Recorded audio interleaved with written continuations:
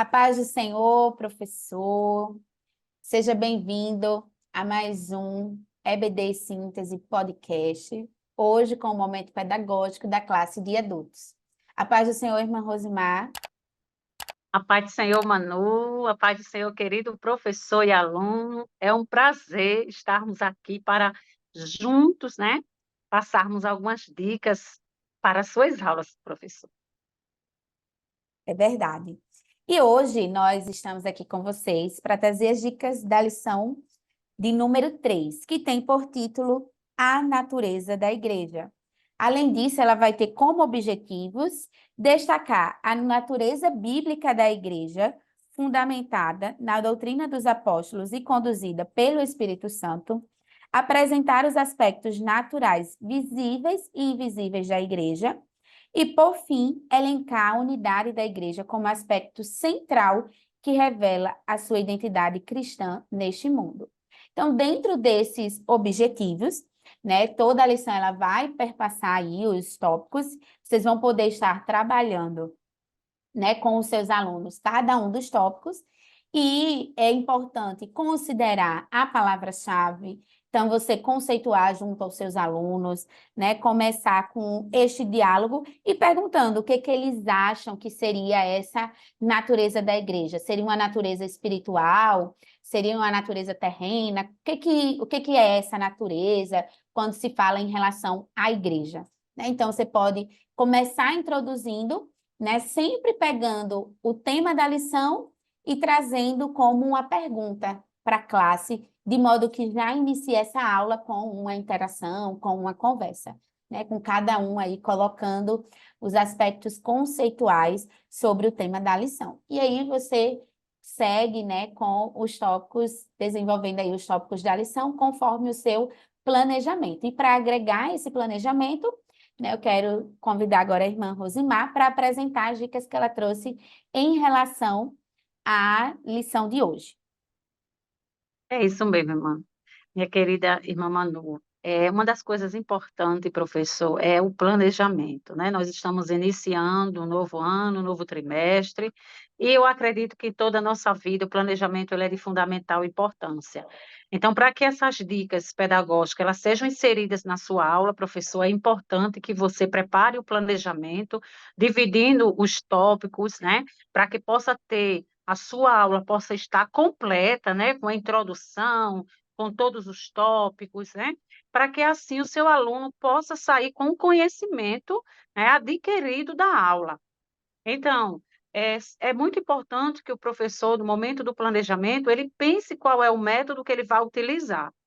Que essa atividade prática ela não seja feita de forma que não esteja no planejamento, pois o tempo ela tem que ser cronometrado, né, para que assim possa ser feito, com certeza, possa ter um bom rendimento. Então, o que é que nós temos hoje, professor, para vocês?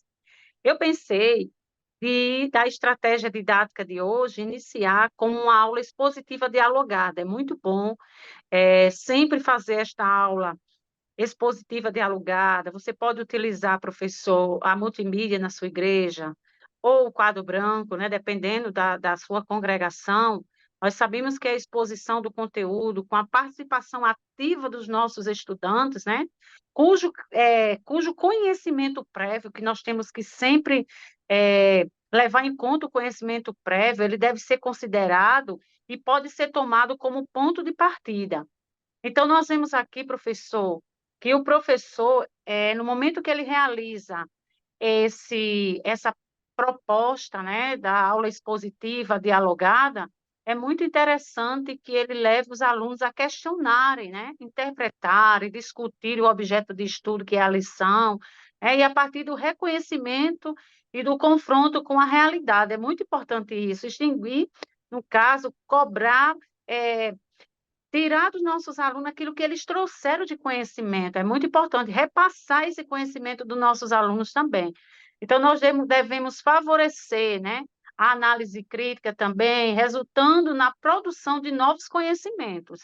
Então, essa atividade, com certeza, ela vai viabilizar, sim, novos conhecimentos para os nossos alunos.